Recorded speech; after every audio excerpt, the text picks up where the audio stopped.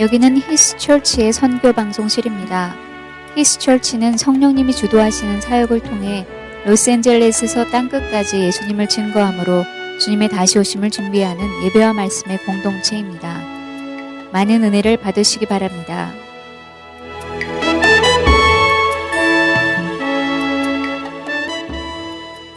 하나님 아버지의 말씀 같이 우리가 교독하고 말씀 나눕니다. 에레미야 31장입니다. 15절부터 26절까지의 말씀을 교독하시고 말씀 나눕니다. 에레미야서 31장 15절서부터 26절까지입니다. 에레미야서 31장 15절에서 26절입니다. 제가 먼저 읽습니다. 여호와께서 이와 같이 말씀하시니라. 라마에서 슬퍼하며 통곡하는 소리가 들리니 라헬이 그 자식 때문에 애곡하는 것이라. 그가 자식이 없어져서 위로받기를 거절하는도다. 여호와께서 이와 같이 말씀하시니라. 네 울음소리와 내 눈물을 멈추어라. 내일에 삭슬 받을 것인즉 그들이 그의 대적의 땅에서 돌아오리라. 여호와의 말씀이니라. 너의 장래에 소망이 있을 것이라. 너의 자녀가 자기들의 지경으로 돌아오리라. 여호와의 말씀이니라. 에브라임이 스스로 탄식함을 내가 분명히 들었노니 주께서 나를 징벌하심에 멍에 익숙하지 못한 송아지 같은 내가 징벌을 받았나이다. 주는 나의 하나님 여호와이시니 나를 이끌어 돌이키소서. 그리하시면 내가 돌아오겠나이다. 내가 돌이킨 후에 뉘우쳤고 내가 교훈을 받은 후에 내 볼기를 쳤사오니 이는 어렸을 때의 치욕을 짐으로 부끄럽고 욕됨이니이다 하도다. 에브라임은 나의 사랑하는 아들, 기뻐하는 자식이 아니냐. 내가 그를 책망하여 말할 때마다 깊이 생각하노라.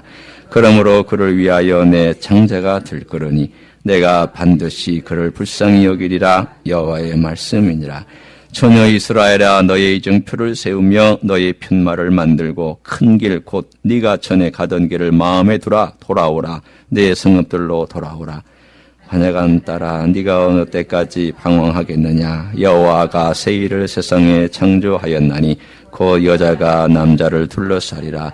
만군의 여호와 이스라엘의 하나님께서 이와 같이 말씀하시니라. 내가 그 사로잡힌 자를 돌아오게 할 때에 그들이 유다 땅과 그 성읍들에서 다시 이 말을 쓰리니 곧 의로운 처소여 거룩한 산이여 여호와께서 네게 복 주시기를 원하노라 할 것이며 유다와 그 모든 성읍의 농부와 양떼를 인도하는 자가 거기에 함께 살리니 이는 내가 그 피곤한 심령을 상쾌하게 하며 모든 연약한 심령을 만족하게 하였음이라 하시기로.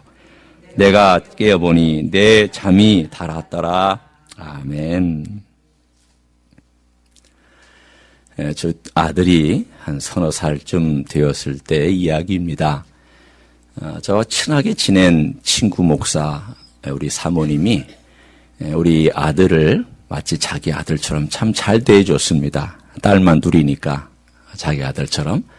그러면서 뭐라고 부르라고 했냐면 가짜 엄마라고 부르라고. 여기는 진짜 엄마, 나는 가짜 엄마. 그래서 늘 우리 아이가 가짜 엄마 부르면서 그렇게 가깝게 지냈습니다. 근데 어느 날 이 가짜 엄마가 너 우리 집에 갈래? 그랬더니 이 아이가 조로론이 따라갔습니다. 멀지 않은 데인데. 그러고 나서는 이 집에 가서 밤이 돼도 뭐 울 생각도 안 하고 너무 잘 놀고 그리고는 거기서 잠을 잘 잤습니다. 그 밤에 엄마는 배신의 아픔을 경험했습니다. 얼마나 배신감을 느꼈던지 그렇게 엄마 무릎을 떠나지 아니하고 엄마 착 달라붙어가지고 떡 껌딱지처럼 그렇게 있던 아이가 그렇게 가짜 엄마가 잘해주니까 떠나서 하룻밤 자는데 울지도 않고 엄마를 찾지도 않고 하는 그 모습을 보면서 저한테 얼마나 마음 속 쓰리고 상한 이야기를 했는지 제가 지금도 기억을 합니다. 그때 나는 얘기가 있습니다. 아들은 다 그래. 때가 되면 이렇게 떠날 거야. 새 여자가 나타나면 오래된 여자는 버리고 확 떠날 거야. 준비해야 된다. 그런 서너 살 된 아이가 벌써 20몇 살이 되었으니 참 옛날 얘기입니다만은 그때의 배반당한 상처가 생각이 납니다. 그 말을 썼던 이 아이가 생각이 납니다. 그래도 자식이 엄마를 떠나는 것은 하나님의 섭리, 하나님의 인도하심이고 하나님께서 해주시는 일이니까 섭섭하지만 놔주는 거죠. 섭섭하지만 새로운 여자에게 주는 거죠. 그렇지만 자녀가 정말 부모를 배반했다고 생각할 때의 그 속쓰림은 어떤 것일까? 그 공허한 마음은 어떤 것일까? 아마 그런 마음들을 우리는 때로는 아이들이 어떤 험한 말이라든가 부모에게 반항하는 태도라든가 또는 여러 가지 어려운 상황에서 우리는 뭐 조금씩 아주 심하지는 않을지라도 조금씩은 경험은 하지만 오늘 이 31장을 읽어보면 그 이야기가 너무 적나라하게 나와 있는 것을 알 수가 있습니다. 오늘 본문의 첫 번째는 이 라마이라고 하는 장소에서 라헬이라고 하는 여자가 우는 장면이 등장을 합니다. 여기서 라헬이라고 하는 그 여자, 우리가 알고 있는 야곱의 아내가 운다라는 뜻보다는 상징적으로 이 북왕국의 대표되는 에브라임이라든가 이 베냐민을 낳았던 그 엄마. 결국은 그가 슬피 운다는 것은 무엇을 의미하는 것일까요? 그 자녀들이, 그 자손들이 바벨론 땅에 포로로 잡혀가기 위해서 라마라는 곳에 집결을 했는데 그 모습을 보면서 마치 그 주변에 있었던 여인들이 자기 자식들이 잡혀가는 아들들과 딸들이 잡혀가는 모습을 보면서 가슴을 치고 슬퍼하면서 내 딸, 내 아들 잡혀가는데 언제 돌아오겠느냐고 내가 언제 볼 수 있겠느냐고 슬피 울면서 그 라마를 떠나지 못하는 마음을 오늘 15절에 애곡하는 소리, 슬퍼하는 소리라고 말하고 있습니다. 그러면 그들이 이 떠나가는 이 상황 가운데 하나님께서는 하나님 마음은 어떠셨을 것 같습니까? 오늘 여기 보면 하나님께서는 오히려 16절에 보면은 위로해 주시는 메시지로 전하고 있지만 16절에 이렇게 말씀하시죠. 내 울음소리와 내 눈물을 멈추어라. 내일에 삭슬 받을 것인즉 네가 이렇게 슬퍼하고 네가 이렇게 나를 찾고 어떻게 하면 좋습니까? 라고 하고 있으니 내가 언젠가는 돌려둘 것이다 라고 하면서 그 대적의 땅에서 돌아오리라 라고 여호와의 말씀이니라 라고 미래를 향하여서 너무 슬퍼하지 말라고. 너 우는 거 내가 이해한다고. 그러나 오늘 여기에서 우리는 단순히 엄마의 마음보다도 더 슬픈 하나님 아버지의 마음을 어느 정도 행간해서 읽을 수가 있습니다. 사랑하는 자식에게 얼마나 오랫동안 돌아오라고 하나님 말씀하셨습니까? 선지자 보냈습니다. 많은 하나님의 사람들 보냈습니다. 돌아오라고 그 수백 년 동안 하나님 외쳤지만 그들은 아랑곳하지 아니하고 꼿꼿하게 자기 길로 그야말로 초지일관 자기 욕심 따라서 살았던 이스라엘과 유다의 민족에 대하여 하나님의 마음이 어떠셨을까?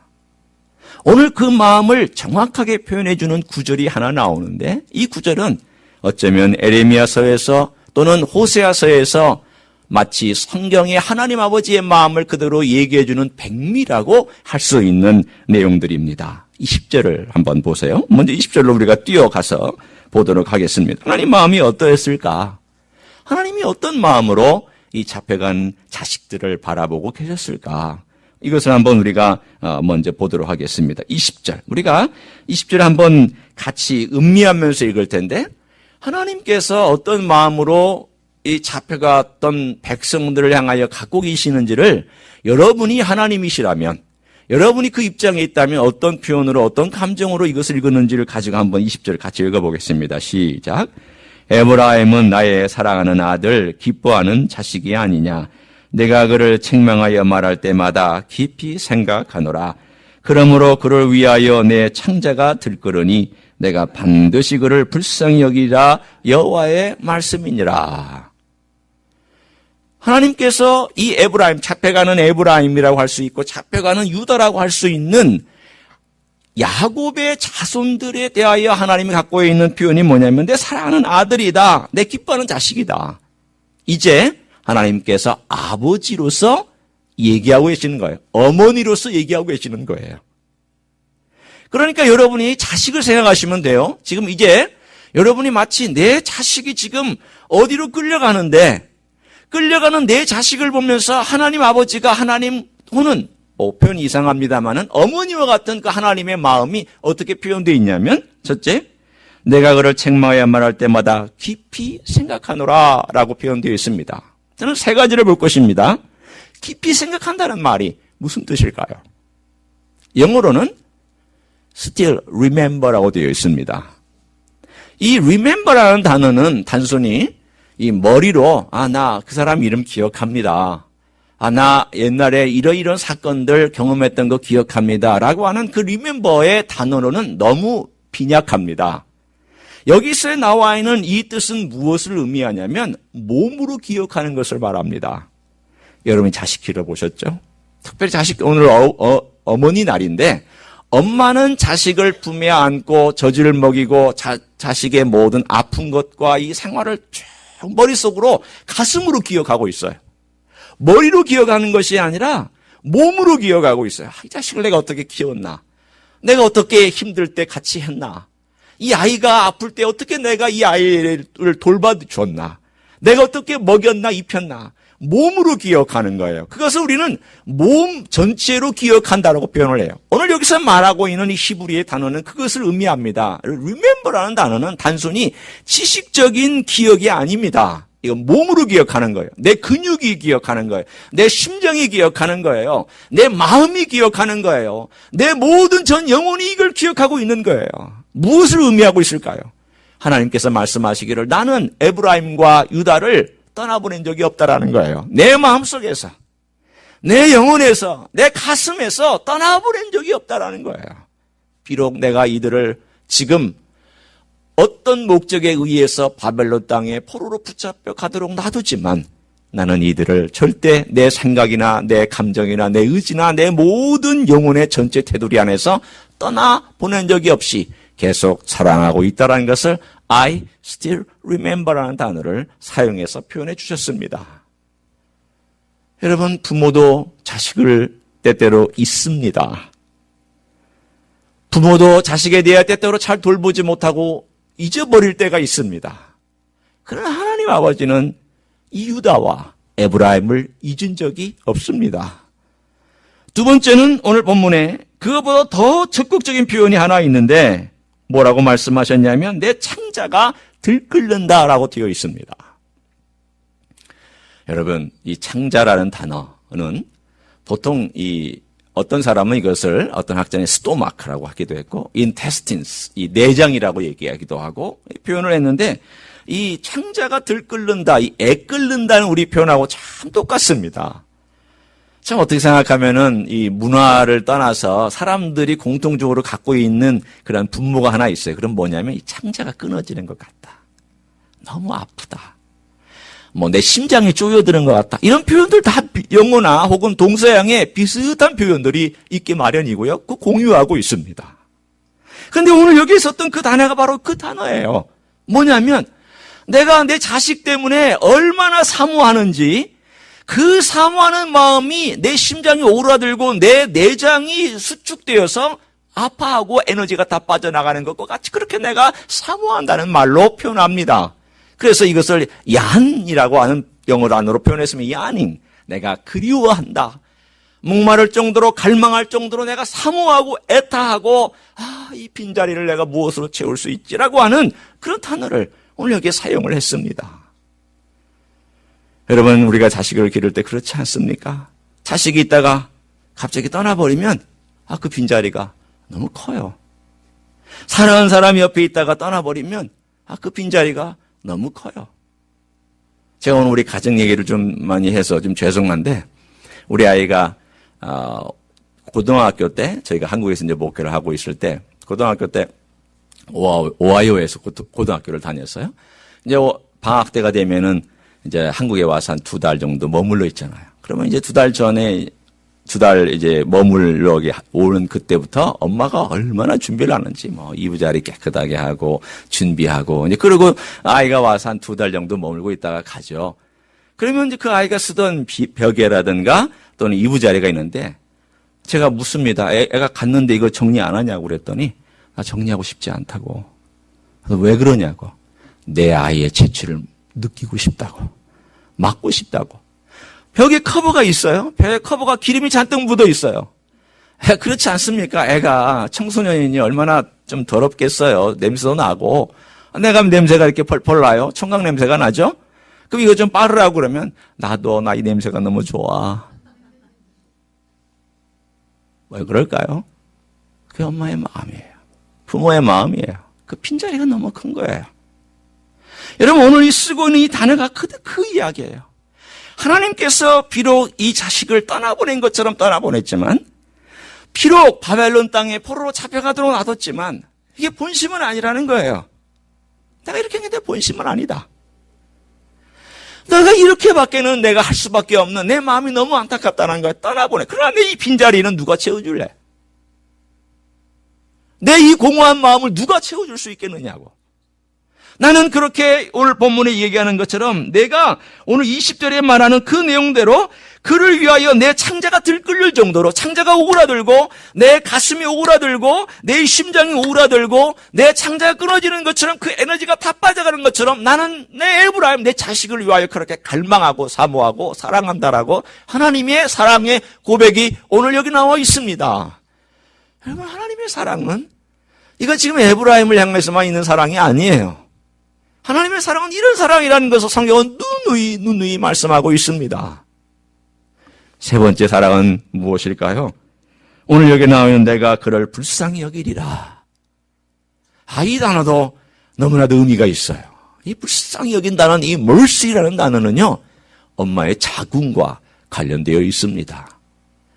이거는 어쩌면 엄마만이 알고 있는, 엄마만이 느낄 수 있는 단어의 깊이일 거예요. 자식을 낳아본, 배로 낳아본 엄마가 자기 자식을 향하여 가지고 있는 그 긍휼한 마음을 오늘 성경에서는 여기서 불쌍히 여긴다라고 되어 있어요. 이 말은 무슨 뜻일까요? 내가 너를 낳았다는 거예요. 에브라임아, 유다야, 내가 너를 낳은 엄마다. 내 배로 너를 낳았다는 거예요. 그만큼 내가 너를 애지중지하고 사랑한다는 것을 오늘 극적으로 하나님께서 표현하고 있습니다. 오늘 이 단어들을 보면 이런 느낌이 들어요. 하나님이 우리를 사랑하시는 것이 우리의 인간이 표현할 수 있는 최고의 사랑. 인간으로 표현할 수 있는 가장 밀접한 언어들을 다 사용하셨어요. 내가 너희를 온몸으로 기억한다. 내 안에 있는 창자가 들끓고 줄어들 정도로 너를 내가 사모한다. 내가 너를 낳아서 길렀다. 내 배로 낳은 내 자식이기 때문에 내가 불쌍히 여길 줄을 안다. 그러니 남아있는 내 여인들이여, 너희들이 울고 있지만 사실은 내가 울고 있는 것이다. 내가 이 자식들을 어떻게 이제까지 그 수백 년 동안 길러왔는지 하나님 아버지가 울고 있는 그 하나님 아버지의 사랑에 대하여 오늘 에레미야서 31장 20절은 정확하게 말씀하고 있습니다. 그렇다고 하나님께서 이스라엘 민족들과 또는 죄 가운데 떠나버린 그 백성들을 향하여서 그냥 놔두시고 그냥 아무것도 하지 아니한 채로 뒷짐지고 계셨던 것이 아니에요. 하나님은 계속해서 보이지 않는 가운데 일하셔서 그 백성들로 하여금 돌아오게 만드셨고 결국은 70년 후에 그들이 이스라엘 땅에 돌아와서 다시금 도시를 건설하고 마을을 이루게 하셨습니다. 오늘 이 31장은 바로 그 예언에 대해 말씀하신 것 맞습니다. 그런데 이 31장은 그 예언은 부분적인 예언의 성취에 불과합니다. 이 31장은 무엇을 바라보고 있을까요? 오늘 그것을 우리가 좀 발견해 봅니다. 31장 31절. 여러분이 성경을 볼 때 우리 예수님의 새 언약에 대하여서 구약에서 언급하고 있는 곳이 어디입니까? 라고 그러면 여러분 또박또박 말씀하셔야 돼요. 뭐라고 말씀하세요? 예레미야 31장 31절입니다. 이렇게. 너무 쉽죠? 어려워요? 쉽죠? 한번 해보시겠어요? 구약에 나와 있는 하나님께서 명확하게 새 언약이라고 표시한 구절이 어디 있습니까? 아이고, 훌륭하십니다. 예. 이게 여러분, 성경에 이미 명확하게 새 언약이라고 집어서 31절에 말씀하고 있어요. 보십시오. 여호와의 말씀이니라. 보라, 날이 이르리니 내가 이스라엘 집과 유다 집에 뭐라고 되어 있습니까? 새 언약을 맺으리라. 이 새 언약이란 단어가 어디서 등장할까요? 신약에서 예수님께서 성만찬 하실 때 등장합니다. 내가 이제 새 언약을 맺는다. 내가 이게 내 피다. 내가 너희를 흘려주는 피다. 이건 새 언약의 피다. 새 언약이라는 단어를 사용하셨어요. 오늘 새 언약에 대해서 명확하게 똑같은 단어를 사용해서 쓴 에레미야 31장 31절은 단순히 에브라임을 향하여서만이 주신 메시지가 아니요, 단순히 포로로 잡혀간 유다 민족을 주신 것이 아니라 죄의 포로로 잡혀가고 사단의 노예로 잡혀간 모든 포로로 잡혀간 인생들을 향하여 하나님께서 해방과 자유를 주시기 위한 새 언약인 줄로 믿습니다. 그 새 언약의 핵심이 뭐냐? 피예요. 피입니다. 여러분, 신약 성경에 십자가보다 피라는 단어가 3배나 더 많이 등장합니다. 그 이야기는 여러분 오해하지 마세요. 제가 피가 어떻다를 얘기하려는 게 아니라 우리 죄의 용서는 피가 흘려지기 전에는 용서 없습니다. 십자가로만 얘기해서는 안 돼요. 십자가 위에 피가 흘려져야 이 용서가 있는 거예요. 분명히 말씀했습니다. 피 흘리지 아니하면 피가 없이는 용서함이 없나니 대속함이 없나니 분명히 말씀했습니다. 구약에 보면은 피가 아주 흘러갑니다. 잔인합니다. 피는 끔찍합니다. 여러분, 우리 아이들도요, 싸우다가 코피 터지면 게임 끝입니다. 피는 굉장히 무섭습니다. 피가 조금만 나와도 사람들은 놀랍니다. 별거 아닌 것까지 해도 놀랍니다. 저도 그렇습니다. 제가 피가 조금 하면은요, 우리 집사람 금방 얘기합니다. 엄살도 심하네. 맞습니다. 엄살 심합니다. 피를 보는 순간 엄살이 아니라 놀랍습니다. 피는 어쩌면 우리 삶 가운데 이렇게 놀랍게 만든 영향이 있습니다. 그러나 피는 잔인한 것 같기도 하고 우리의 삶에 무언가 의미를 부여합니다. 피를 보면 사람들이 끔찍하다. 나도 모르게 갑자기 엄숙해지고 뭔가 긴장하고 뭔가 의미를 부여합니다. 왜 그럴까요? 이 피에는 생명이 있기 때문입니다. 구약에는 모든 언약들은 다 피를 통하여서 언약이 맺어졌습니다. 피를 흘리지 아니하면 언약 없습니다. 피가 흘려져야만 언약이 있었습니다. 마찬가지로 예수 그리스도의 새 언약도 피가 흘려져야만 했습니다.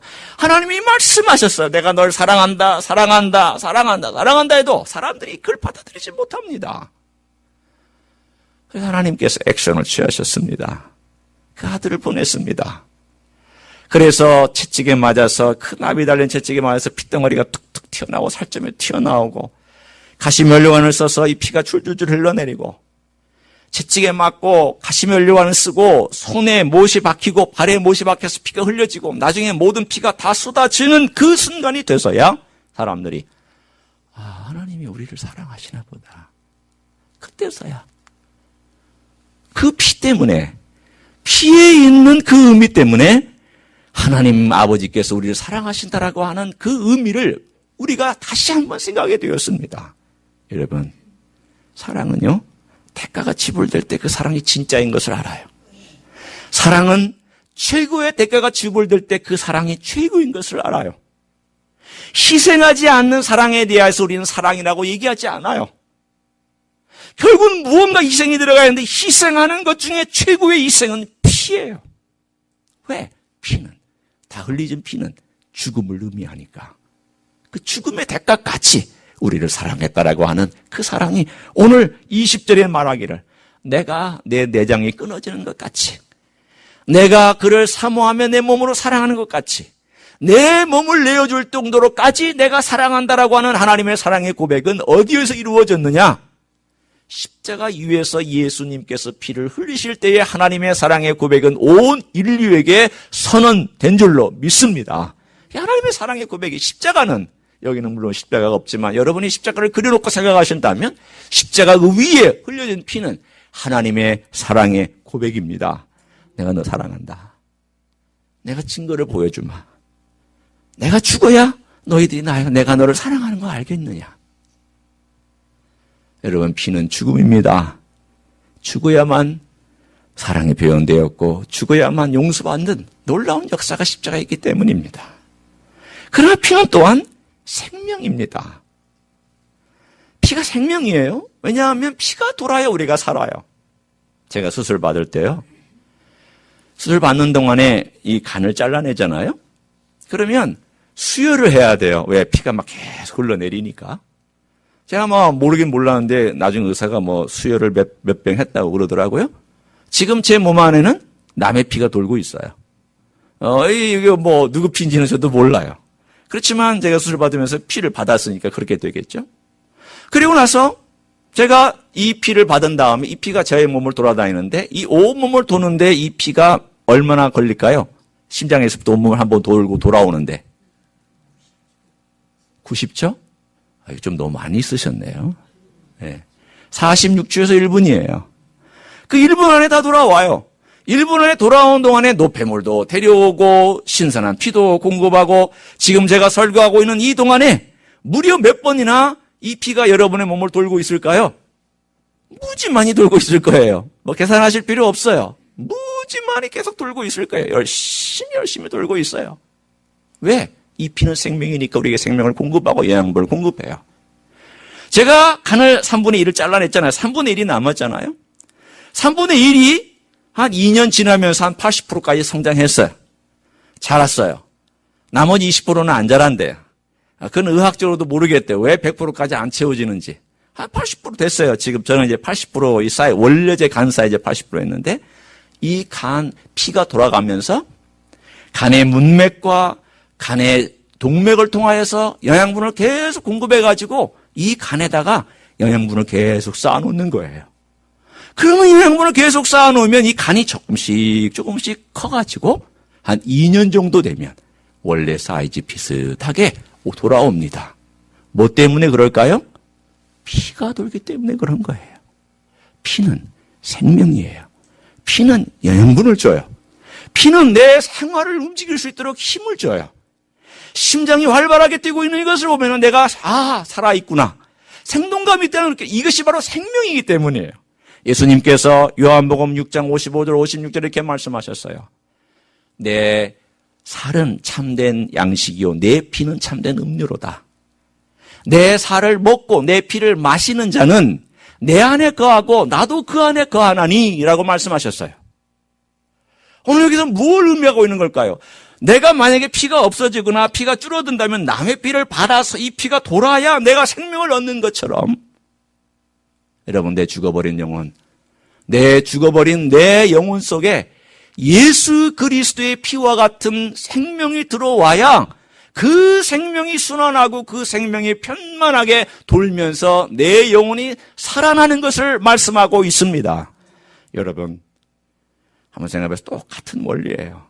내가 피가 부족하고 피가 없을 때 남의 피가 들어와서 나를 살리고 이 피가 돌면서 내게 생명을 주는 것처럼 내 영혼이 죽어서 전혀 살 수 없을 때 예수 그리스도의 생명이 내 영혼에 들어와서 이것이 순환되고 이것이 편만하게 내 영혼에 퍼져나가고 이것이 내 영혼을 덮을 때에 나는 새로운 생명의 기쁨으로 누리며 사는 줄로 믿습니다. 그렇기 때문에 성찬식의 의미는 두 가지예요. 하나는 죽음을 말하는 것이기도 하고 하나는 생명을 말하는 것이기도 해요. 피는 죽음이기도 하고 피는 생명이기도 해요. 피는 주님께서 우리를 위하여 죽으셨다는 걸 말씀하지만 또한 이것은 하나님께서 생명을 나눠주시고 먹고 마심으로 잔치에 참여하여 예수 그리스도의 생명이 내 안에 들어와서 그것을 함께 누리며 함께 즐기는 것과 똑같은 메시지가 전해지고 있습니다. 마치 포도나무와 가지와 같은 그런 역사예요. 가지는 포도나무에 붙어 있으면 돼요. 붙어 있기만 하면 돼요. 붙어 있기만 하면 가지로부터 생명 먹어요. 아니요. 줄기로부터 생명 먹어요. 그 나무로부터 물 먹어요. 그 나무로부터 모든 것 빨아들여요. 그러면 가만히 빨아들이고 먹고 있다가 때가 되면 어떻게 돼요? 열매를 톡 맺어요. 내가 열매 맺으려고 애쓰지 않아도 되고 내가 열매 맺으려고 기도하지 않아도 돼요. 내가 열매 맺으려고 뭐 땀 흘리지 않아도 돼요. 그냥 때가 되면 열매를 맺어요. 누구 안에 있으면? 예수 안에 있으면. 그리고 예수님이 내 안에 있으면 나는 가만히 있으면 열매 맺게 돼 있어요. 이 그리스도인의 원리예요. 그럼 너무 애쓰지 마세요. 너무 완벽하려고 하지 마세요. 너무 용쓰지 마세요. 그건 그 다음이에요. 중요한 것은 내가 예수님의 생명이 내 안에서 원활하게 돌고 있는가? 내가 예수님의 생명, 그 생명이 나의 삶 가운데서 역사하고 있는가? 마치 심장이 팍팍 그 피를 뿜어내면서 1분마다 도는 것처럼 예수의 생명이 내 안에서 그 영혼 안에 그 피를 뿜어줘서 예수의 생명으로 내가 살고 있느냐? 이거 확인하시면 여러분 열매를 저절로 맺는 줄로 믿습니다. 그 하나님의 사랑이 예수 그리스도 안에 그렇게 드러났다니까요. 그 사랑 앞에 오늘 뭐라고 말씀하시느냐? 오늘 하나님께서 우리가 행할 일에 대하여서 미리 하나님이 말씀하신 내용이 바로 앞으로 거슬러 올라갑니다. 18절과 19절입니다. 자, 한번 여기 보세요. 우리 18절과 19절 한번 같이 읽어볼까요? 에브라임이 스스로 탄식함을 내가 분명히 들었노니 주께서 나를 징벌하심에 멍에에 익숙하지 못한 송아지 같은 내가 징벌을 받았나이다. 주는 나의 하나님 여호와이시니 나를 이끌어 돌이키소서. 그리하시면 내가 돌아오겠나이다. 내가 돌이킨 후에 뉘우쳤고 내가 교훈을 받은 후에 내 볼기를 쳤사오니 이는 어렸을 때의 치욕을 짐으로 부끄럽고 욕됨이니라 하도다. 아멘. 하나님께서 그걸 보시고 들으셨다는 거예요. 분명히 들었다는 거예요. 뭘 의미할까요? 하나님 십자가에서 보여주신 하나님의 사랑, 가슴이 졸이듯 심장이 끊어지듯 모든 것들이 그렇게 아파하듯 예수 그리스도를 기꺼이 내어주시고 죽음으로 피로 나에게 생명 주시고 그 죽음으로 사랑을 증거하신 하나님의 사랑 앞에 깨닫고 내가 잘못했구나. 내가 무언가 문제가 있구나. 내가 멍에를 싫어하는 송아지같이 내 마음대로 살았구나. 우리 한국적인 표현으로 따지면 뿔난 송아지였구나. 내가 내 마음대로 살았구나. 내가 내 욕망대로 살았구나. 그리고 어떻게 한다는 거예요? 주님 부끄럽고 죄송하고 제가 너무 잘못했습니다. 그럼 오늘 이 절정의 메시지가 18절 끝에 있습니다. 나를 이끌어 돌이키소서. 그리하시면 내가 돌아오겠나이다. Turn me and I will turn. 그렇게 되어 있어요. Turn me, I will turn. 무슨 뜻일까요? 내 스스로는 부끄러워서 못 가겠다고. 내가 돌아가고 싶은데 내가 돌아갈 용기가 없다고. 여러분, 진정한 주인의 모습은 이런 거예요. 돌아올 용기가 없어요. 사실은 돌아올 용기가 없어요. 하늘을 향하여 내가 주인입니다. 누가복음 15장에 그 아들이 고백하기를 내가 아들이라고 칭함을 받지 못하겠습니다. 너무 부끄럽고 너무 죄송해서. 주님이 돌려주십시오. 주님, 내가 돌아가겠습니다.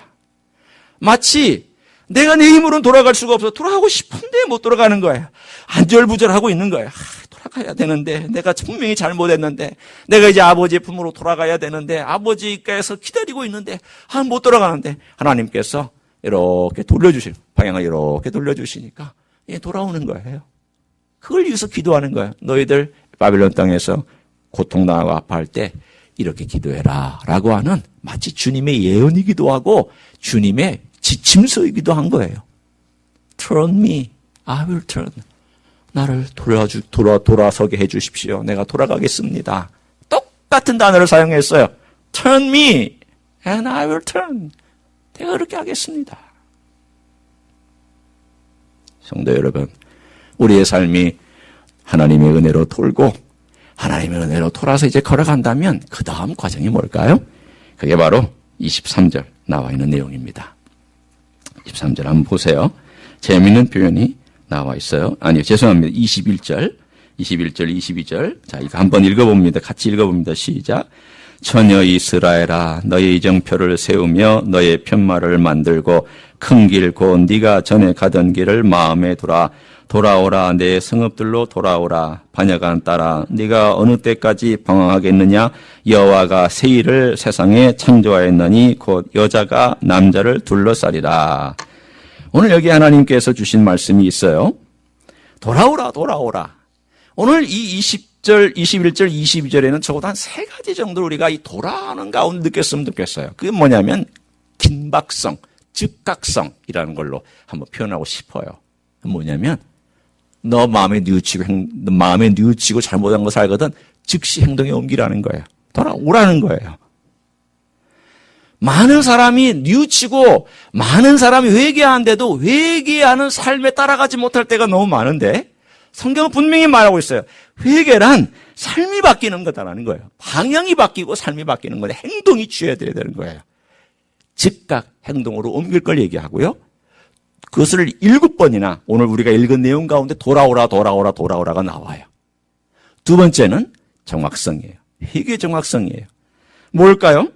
오늘 여러분이 보시는 여기 내용 가운데 너가 돌아올 때에 여기에 팻말을 해라. 오늘 본문에 말씀하기를 이정표를 세우고 푯말을 만들어라. 뭘까요? 너 어디서 잘못됐는지 알고 잘못된 길 거기다 팻말 세우고 옳은 길 거기다 팻말 세우고 이 길은 가시오, 이 길은 가지 마시오, 여기는 돌아가시오, 여기는 데드엔드, 가면 죽소, 여기는 하나님께서 좌회전하라고 하셨어. 요 모든 팻말들을 잘 붙여놓고 그 팻말에 따라서 잘 걸어가라는 거예요. 과거에는 어떻게 살았을까요? 과거는 어떻게 살아셨어요? 이 팻말 의지하며 살았어요? 이 팻말 무시하고 살았어요? 무시하고 살았죠. 하나님이 좌회전하라 그러면 어떻게 했을까요? 꼭 우회전했어요. 하나님이 직진하다 그러면요? 꼭 돌아갔어요. 잘하시네요. 이은희 집사님 너무 대답을 잘하셨어요. 이은희 집사님 그랬다는 게 아니라 우리 인생이 그랬다라는 거예요. 우리 인생이 하나님 하라는 대로 안 하고 꼭 하나님이 하라는 거 보니까 재미가 없을 것 같아. 내가 재미있는 거 꼭 택해가지고 하나님 하라고 한 건 재미가 없는 것처럼 꼭 느껴요. 인생들이. 이렇게 하라 그러면 꼭 저렇게 하고 저렇게 하라면 이렇게 하고 이리 가라 그러면 저리 가고 저리 가라 그러면 이리 가는 게 인생의 모습이잖아요. 만지지 말라 그러면 꼭 한번 만져보고 싶고 페인트 칠 아직 굳지 않았으니 만지지 마시오. 그러면은 가서 한번 꼭 한번 눌러보고 싶고 꼭 내 손자국을 한번 거기다가 남겨놔야 속이 시원한 게 인생의 모습이란 말이에요. 우리가 인생을 그렇게 살았다고요. 이제 그렇게 살지 말라는 거예요. 너 배웠지 않냐? 네가 그렇게 살다 보니까 너 바벨론 땅에 보러 가서 70년 동안 포로 생활을 하지 않았냐? 너 포로 생활에 느낀 게 뭐냐? 아이고 하나님 제가 잘못했네요. 제가 정말 잘못했네요. 이제 돌아왔으면 너 팻말 제대로 붙이고 그 길로 따라서 돌아와라. 정확하게 회개하고 회개에 맞는 삶을 살라는 거예요.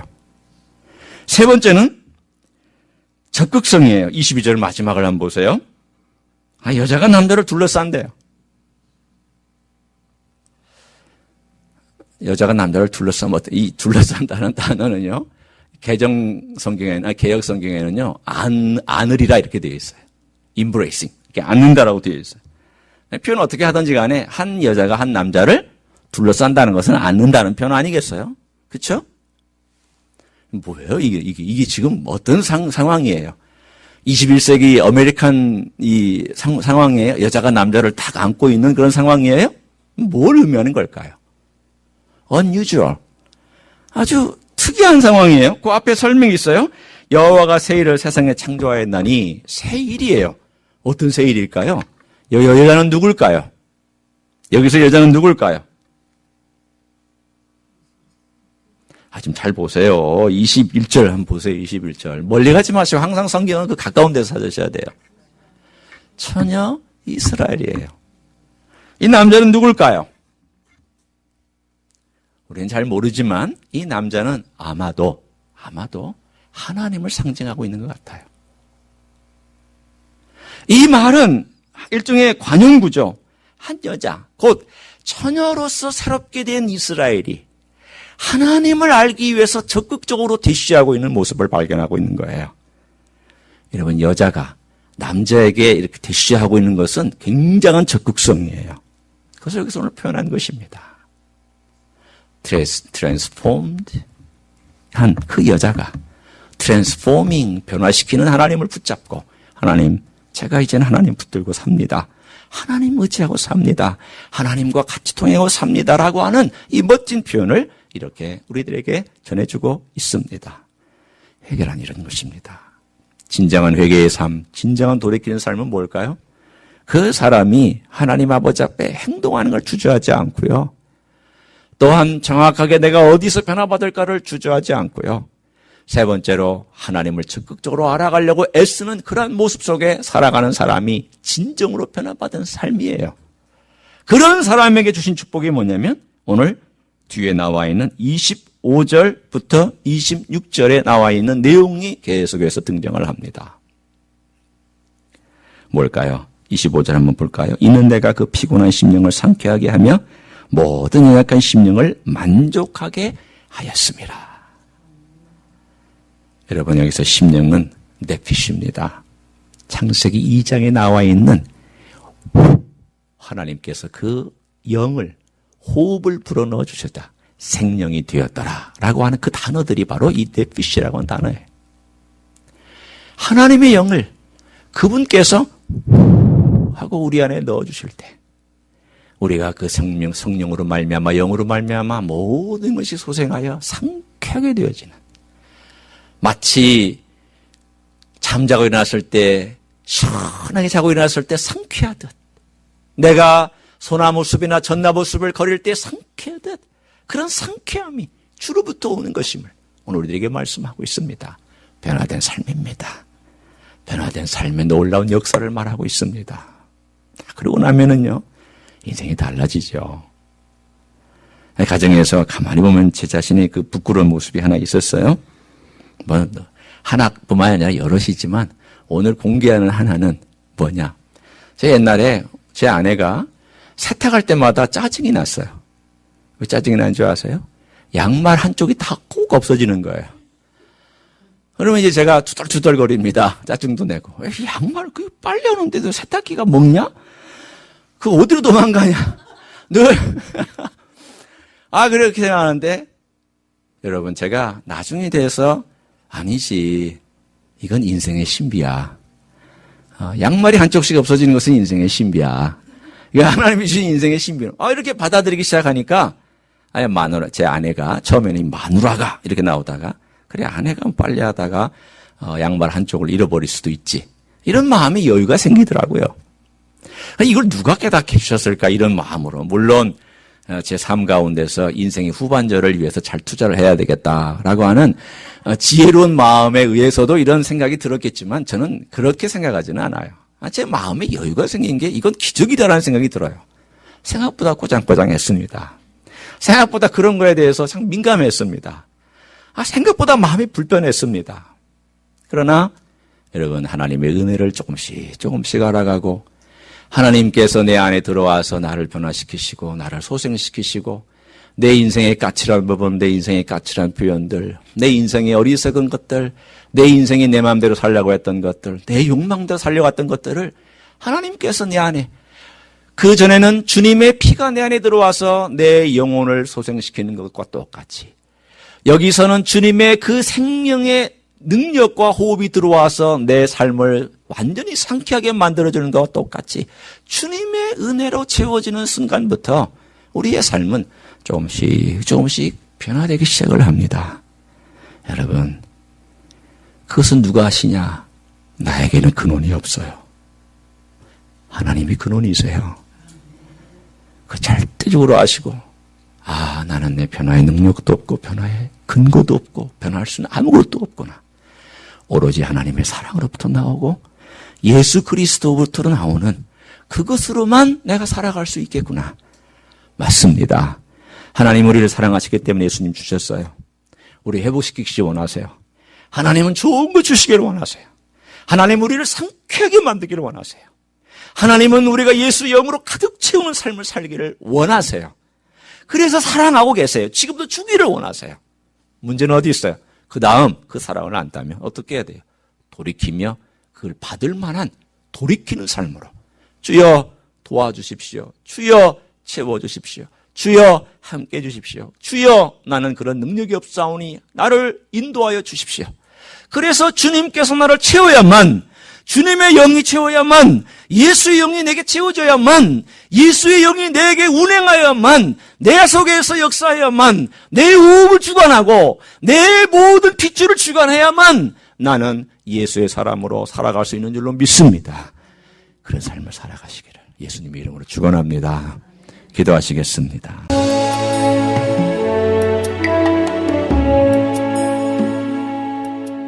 히스처치는 로스앤젤레스에 있는 한인타운과 다운타운의 중간에 위치하고 있습니다. 주일 아침 예배는 11시, 수요 예배는 저녁 7시 30분, 새벽 기도회는 매일 아침 5시 30분에 들을 방문해 주시기 바랍니다. 오늘도 주께서 주시는 평강과 은혜 안에서 승리하시기를 주님의 이름으로 축복합니다.